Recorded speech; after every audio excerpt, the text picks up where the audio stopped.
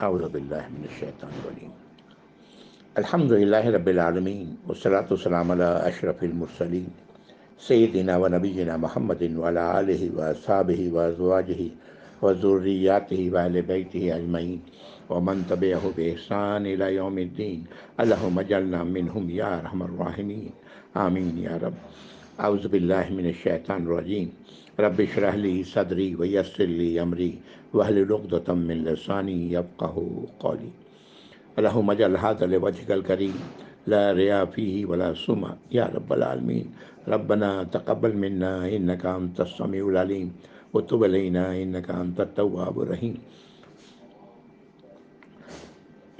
آمین یا رب العالمین۔ السلام علیکم ورحمۃ اللہ وبرکاتہ۔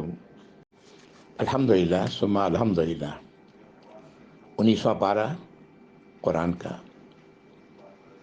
آج انشاءاللہ ہم لوگ سورۃ الشعراء پڑھیں گے۔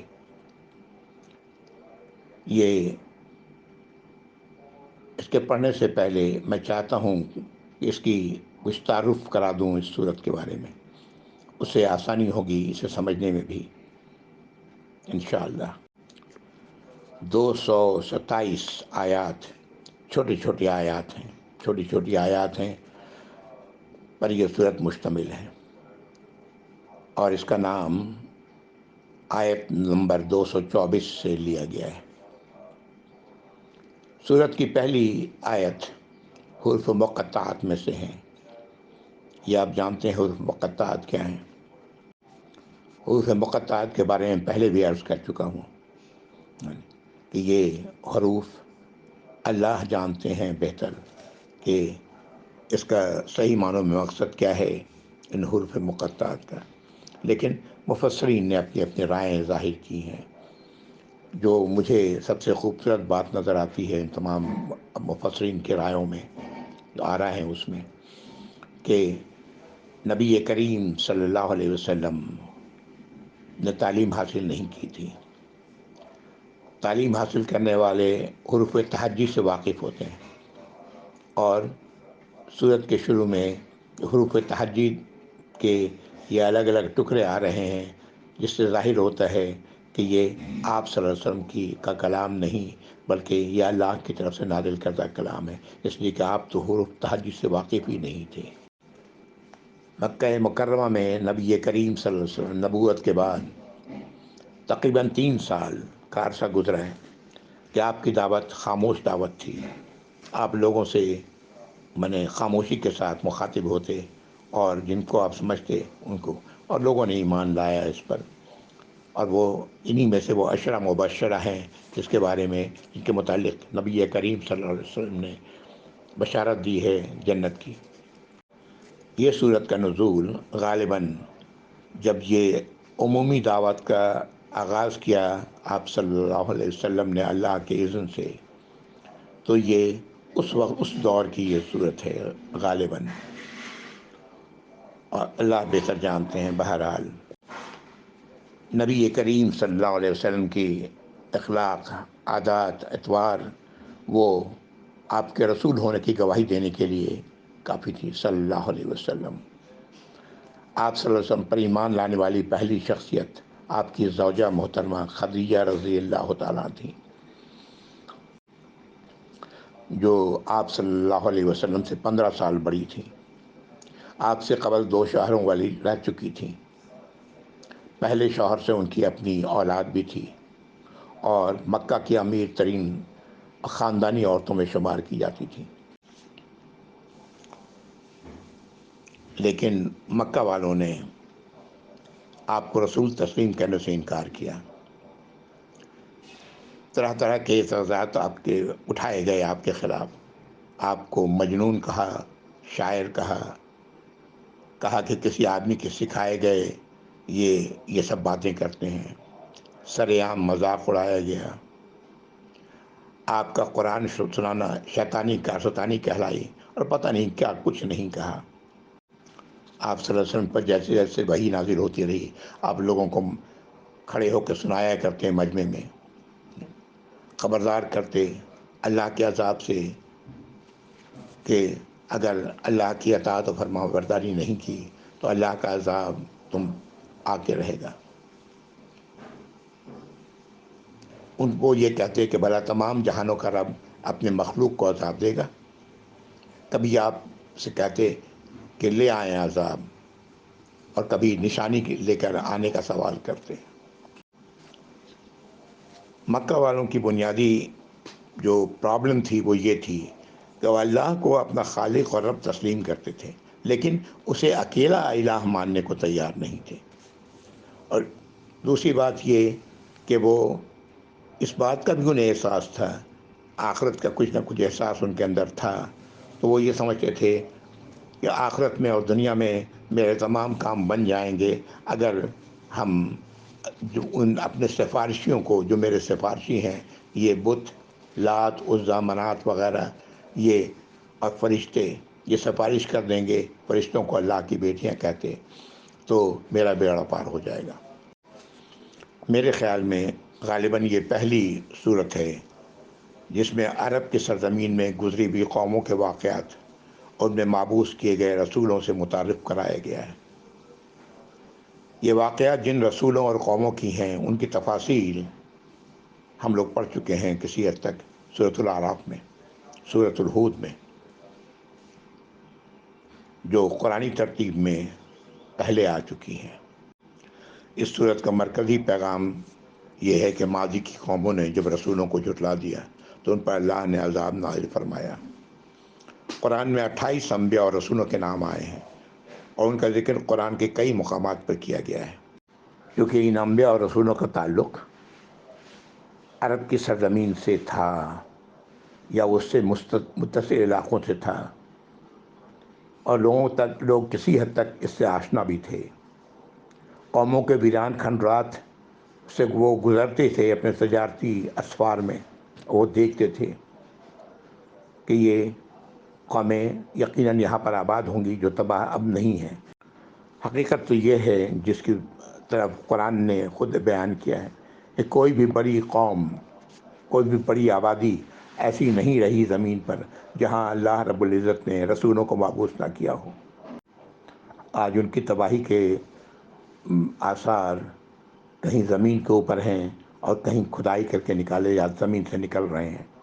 وہ قومیں جو اللہ کے عذاب کی وجہ سے تباہ ہوئی ہیں، رسولوں کو انکار کرنے سے، ان کی بات نہ ماننے سے، اللہ کی ہدایات کو قبول نہ کرنے کے نتیجے میں۔ اللہ ہم سب کو محفوظ رکھیں یا رب العالمین۔ آج ہم لوگ بھی بہت کم نہیں ہیں سرکش، اللہ تعالیٰ ہمیں معاف فرمائے، اپنا فضل فرمائے یا رب العالمین، آمین۔ رسولوں کی جو واقعات قرآن میں آئے ہیں، جو باتیں ان میں مشترک ہیں اور نبی کریم صلی اللہ علیہ وسلم کے درپیش حالات سے موافقت بھی رکھتی ہیں، وہ چند باتیں۔ جب کسی قوم کے بیشتر افراد اللہ کو اکیلا الہ ماننے سے انکار کرنے والے ہوئے تو اللہ نے ان میں سے ہی کسی کو رسالت کے لیے منتخب کیا تاکہ وہ لوگوں کو ان کا انجام سے خبردار کریں۔ آپ بھی صلی اللہ علیہ وسلم اپنے اولین مخاطب مکہ والوں کے ہی ایک فرد تھے۔ تمام رسولوں کی بنیادی دعوت ایک ہی تھی کہ اللہ کو اکیلا الہ مانو، اللہ کی سزا سے بچو، اللہ کی اطاعت و فرما برداری کرو، اور جو طریقہ میں بتا رہا ہوں بعثت رسول اسے قبول کرو۔ یہی دعوت آپ کی بھی تھی۔ کلمہ شہادت کے 2 حصے، پہلے حصے میں لا الہ الا اللہ، کوئی الہ نہیں سوائے اللہ کے، اللہ اکیلے الہ ہیں، اور دوسرے حصے میں محمد رسول اللہ کے اللہ کے رسول ہیں محمد صلی اللہ علیہ وسلم، ان کا حکم مانو، ان کی اطاعت کرو۔ یہاں پر یہ بات بھی بسبیل تذکرہ ذہن میں آتی ہے جو بیان کرتا چلوں۔ امت مسلمہ کے منکرین حدیث، جو حدیث کا انکار کرنے والے ہیں، اپنی لا علمی اور سازشی لوگوں کی سنائی باتوں پر یقین کرتے ہوئے احادیث کے ذخائر کو رد کر دیتے ہیں۔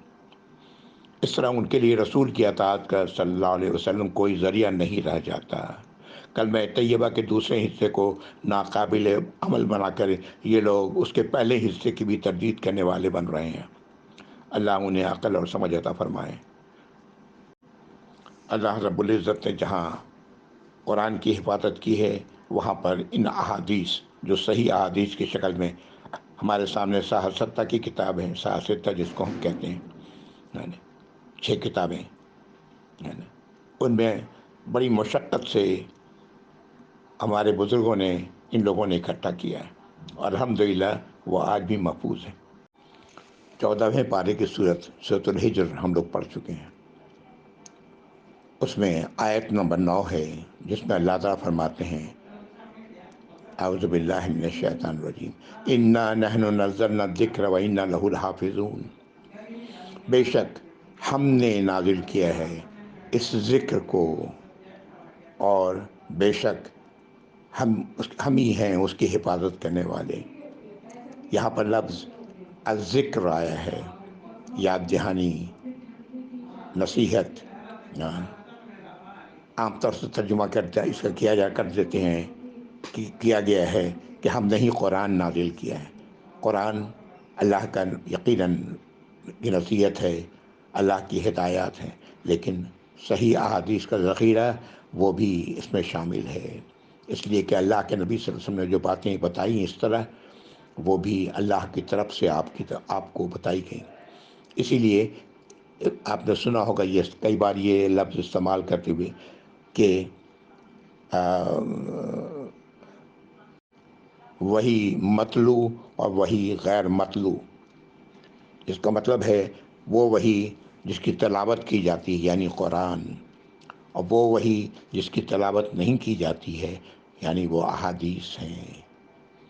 سب کی حفاظت کی ذمہ داری اللہ نے لی ہے، اور تا قیامت یہ محفوظ رہیں گی۔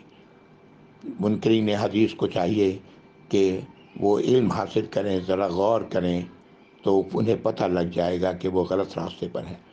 یہ شیطان کے بہکاوے اور میں آ کر کے کچھ لوگوں نے، اور کچھ لوگ اس طرح سے اس راستے پر ایسے لوگوں کو لائے جو بیچارے نہیں جانتے تھے۔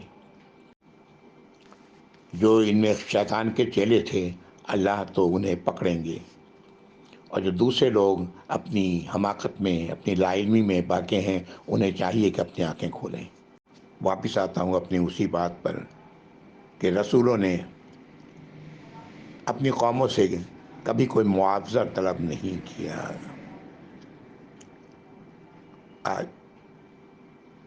جو آپ کے متعلق اس نوع کی کوئی بات کرتے ہیں، یعنی وہ اس امت کے فرد ہرگز نہیں، خواہ اس بات کو وہ کتنے ہی بڑے دعوے دار بن کے پیش کریں۔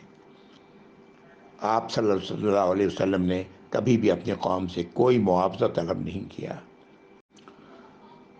قوموں نے جب اپنے رسولوں کو جھٹلا دیا تو اللہ نے انہیں ہلاک کر دیا، اور وہ لوگ جو ایمان لائے انہیں اللہ نے بچا لیا ہلاکت سے۔ یہ وہ عمومی باتیں ہیں جو میں نے آپ کے سامنے رکھی، جو رسولوں کے واقعات میں جو باتیں مشترک ہیں، جس کا ذکر میں نے ابھی کیا ہے، اور یہ مکی صورتوں کو پڑھتے ہوئے ہمیں ان باتوں کا اچھی طرح اندازہ ہو چکا ہے۔ آگے بھی جو مکی صورتیں آئیں گی ان میں مزید اس بات کی تقویت آپ کو مل جائے گی، اس بات کا ثبوت مزید مل جائے گا۔ اس صورت کو جب ہم لوگ پڑھنا شروع کریں گے تو آپ نوٹ کریں گے کہ یہ 2 آیات بار بار دہرائی گئی ہیں اس صورت میں۔ اعوذ باللہ من الشیطان الرجیم، ان فی ذالک لآیہ وما کان اکثرهم مؤمنین وان ربک لہو العزیز الرحیم۔ یہ ہماری ان فی ذالک، ان آیات میں نشانی ہے،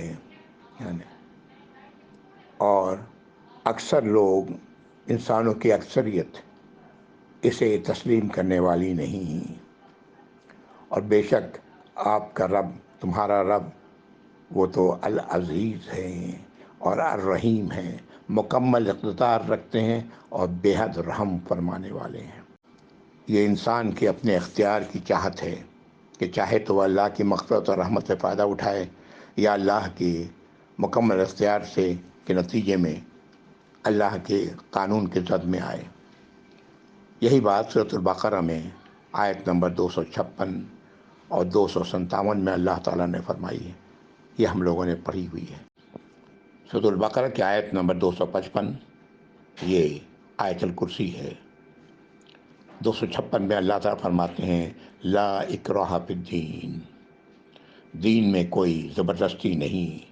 کون دین؟ دین اسلام میں کوئی زبردستی نہیں۔ قد تبین الرشد من الغی، واضح کر دیا گیا ہے ہدایت کی راہ اور ٹیڑھی راہ سے بالکل واضح کر دیا گیا ہے۔ فمن یکفر بالطاغوت، تو جو انکار کرے طاغوت کا، یعنی ان تمام قوتوں کا جو اللہ کے راستے سے روکنے والی ہیں، ویؤمن باللہ، اور اللہ پر ایمان لائے، اللہ کو اکیلا الہ تسلیم کرے، فقد استمسک بالعروۃ الوثقی، تو اس نے ایک مضبوط کڑے کو پکڑ لیا ہے، لا انفصام لہا، جس کا ٹوٹنا نہیں ہے۔ واللہ سمیع علیم، اللہ تو سننے والے ہیں اور تمام باتوں کے جاننے والے ہیں۔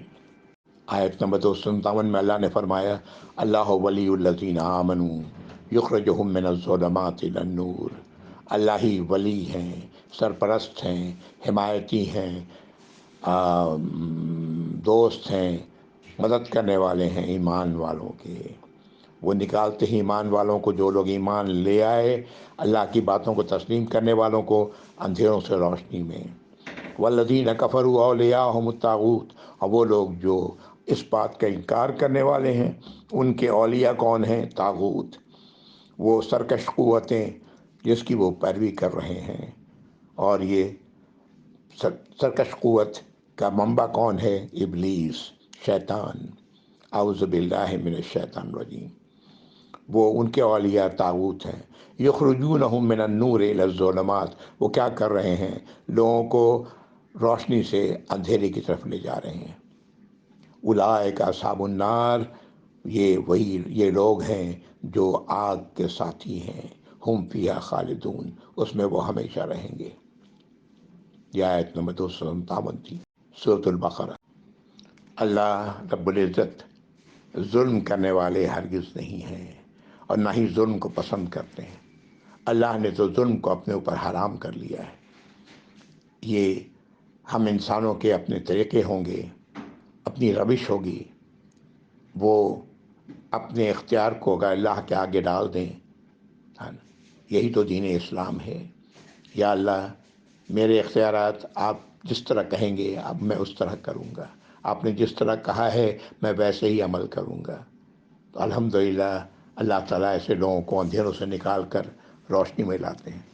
اور جو لوگ ایسا نہ کریں، کچھ نہ کریں، کچھ طاغوت کی بات مانیں اور کچھ نہ مانیں، تو پھر وہ تیار رہیں اللہ کی سزا کے لیے، چاہے وہ کوئی بھی ہوں، کسی کو بھی۔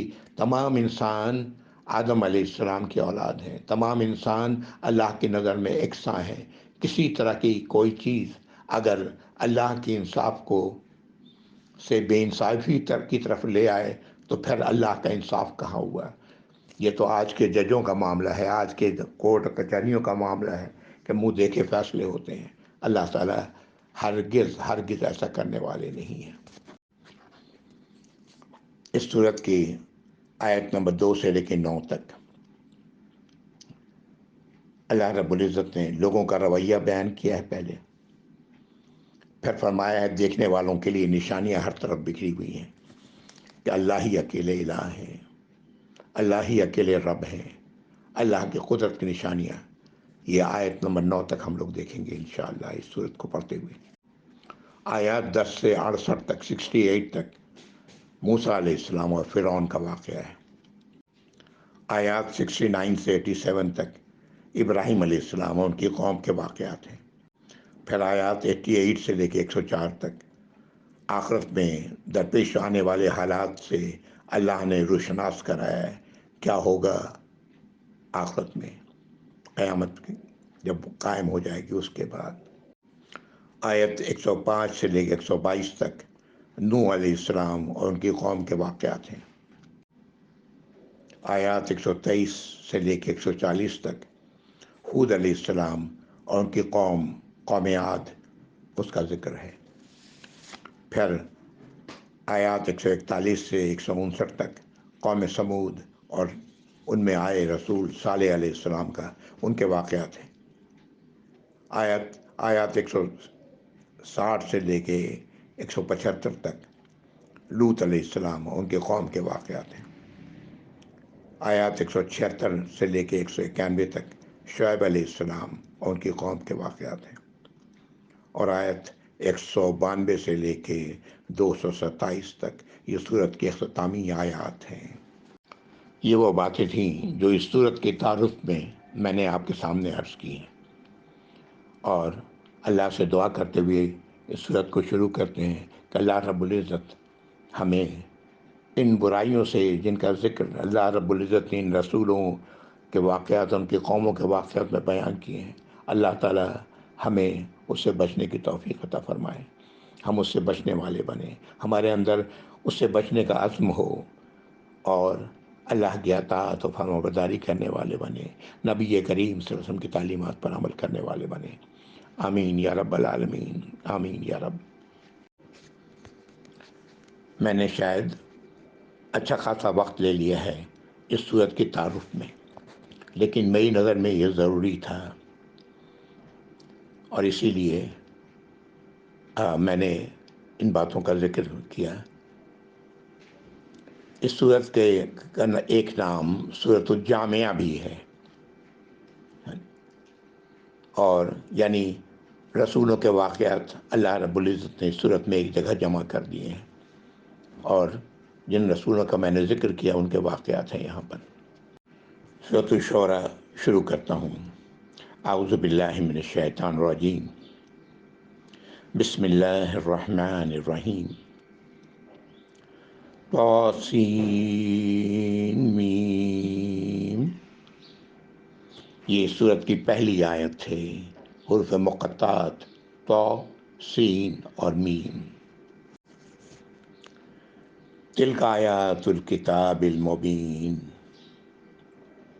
آیت نمبر 2۔ وہ آیات ہیں، وہ نشانیاں ہیں، وہ ہدایات ہیں ایک ایسی کتاب کی جو بالکل واضح ہے، کھلی کتاب ہے، مبین ہے۔ لفظ مبین بین سے نکلا ہے، جو چیز بالکل واضح ہو اس کو بین کہتے ہیں۔ دن کا وقت سے سورج نکلا ہوا ہے، کوئی دلیل کی ضرورت نہیں ہے بتانے کے لیے کہ یہ دن کا وقت ہے، یہ اتنا واضح ہے، بین ہے۔ یہ کتاب اللہ کی نازل کتاب، یہ ایسے ہی بین ہے، ایسے ہی واضح ہے۔ اور تلکا کا لفظ آیا وہ، یہ اس لیے کہ یہ نبی کریم صلی اللہ علیہ وسلم لوگوں کو سنا رہے ہیں، کہ وہ جو کچھ سنا رہے ہیں ہمارے نبی صلی اللہ علیہ وسلم، وہ ہدایات ہیں ایک ایسی کتاب کی جو بالکل واضح ہے۔ ہم ایمان والوں کے بہت سارے لوگوں کے ذہن میں یہ بات ہے، پتہ نہیں کہاں اور کیسے آئی، کہ قرآن کو سمجھ کے پڑھنے پر انسان گمراہ ہو جاتا ہے۔ عجیب بات ہے، اللہ جس کتاب کو بین کر رہے ہیں، واضح ہے، بالکل کوئی بھی آدمی سمجھ سکتا ہے، اس کے متعلق یہ پتہ نہیں، یہ گمان کہاں سے آیا، ظاہر ہے یہ شیطانی سوچ ہو سکتی ہے۔ یہ کتاب جو سمجھ کے پڑھتا ہے وہ ہدایت ضرور قبول کرتا ہے، جس کے اندر ہدایت کی طلب ہے، ہدایت کے متعلق جاننا چاہتا ہے، وہ اللہ رب العزت اسے ہدایت دیتے ہیں۔ ہدایت ایسے ہی لوگوں کو ملتی ہے جو جن کے اندر ہدایت کی طلب ہوتی ہے۔ ایک جملہ اور بھی عام ہے ہم لوگوں کے اندر، اور جی ہدایت تو اللہ تعالیٰ دیتے ہیں، یقیناً اس میں کیا شبہ ہے، لیکن یہ کہنے والا یہ نہیں سوچتا کہ اسے روٹی کس نے کھلائی، اسے کپڑا کس نے پہنایا، اسے کہیں رہنے کا ٹھکانہ کس نے عطا کیا، یہ سب تو اللہ ہی کرتے ہیں۔ اللہ رب ہیں، اور رب کا یہ کام ہے کہ اپنے غلاموں کی حاجات کو پورا کرے۔ جس کے اندر طلب ہوتی ہے کھانے کی، اللہ رب العزت کہیں نہ کہیں سے کھانا مہیا کر دیتے ہیں، ہر چیز مہیا کرتے ہیں۔ جب طلب نہیں ہوتی تو کھانا سامنے رکھا ہوتا ہے، انسان ہاتھ نہیں لگاتا۔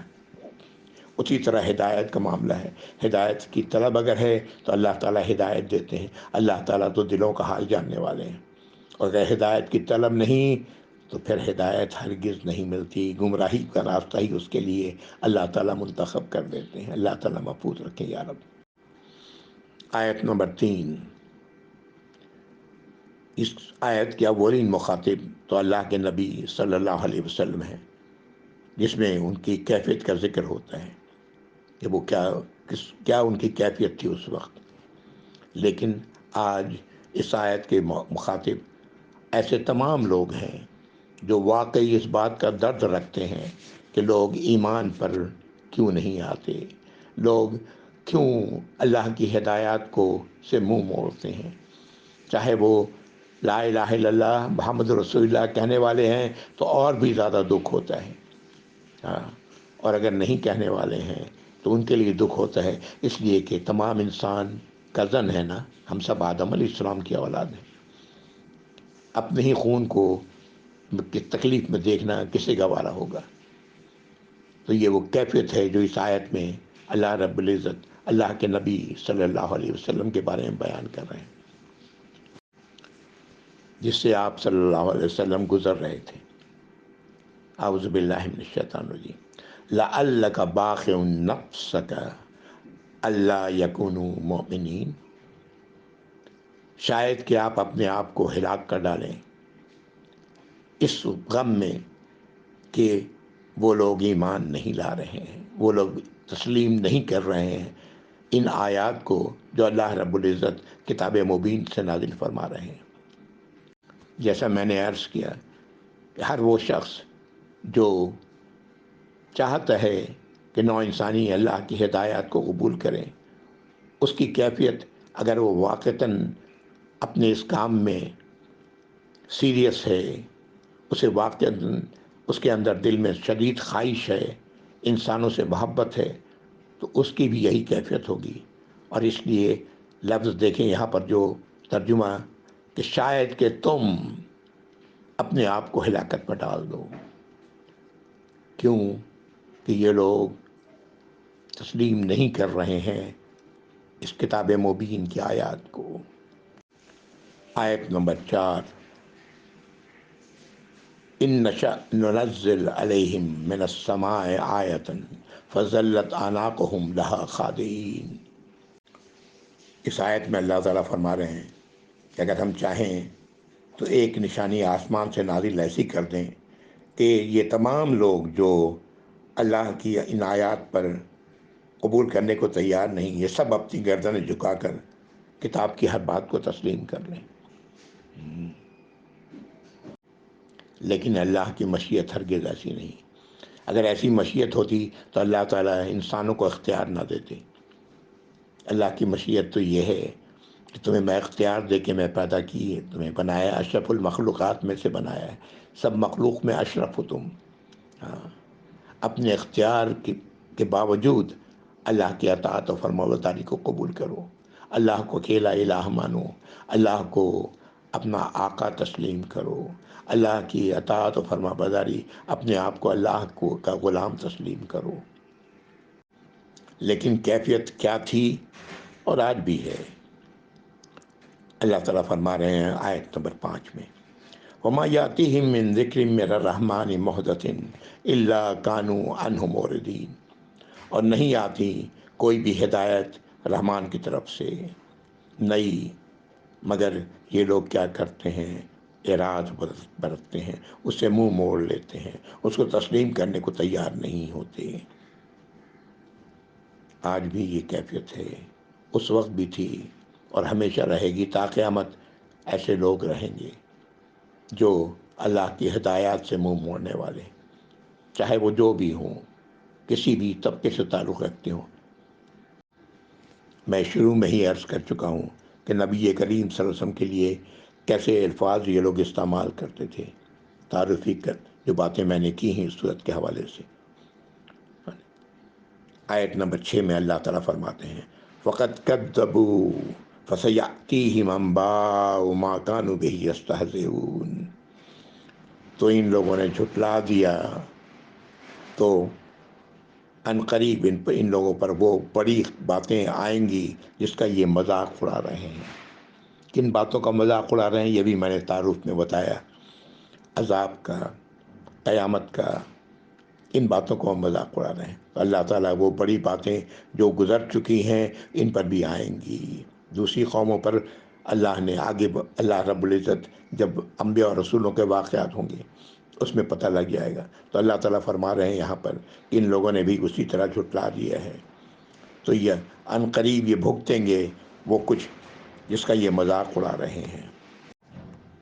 جس اللہ کا یہ مذاق، اللہ کی آیات کا مذاق اڑا رہے ہیں، اللہ تعالیٰ فرما رہے ہیں کہ وہ اللہ تو کیا ہیں. وہ ہاں، اللہ تعالیٰ اپنی قدرت کی نشانیوں کی طرف اشارہ کر رہے ہیں.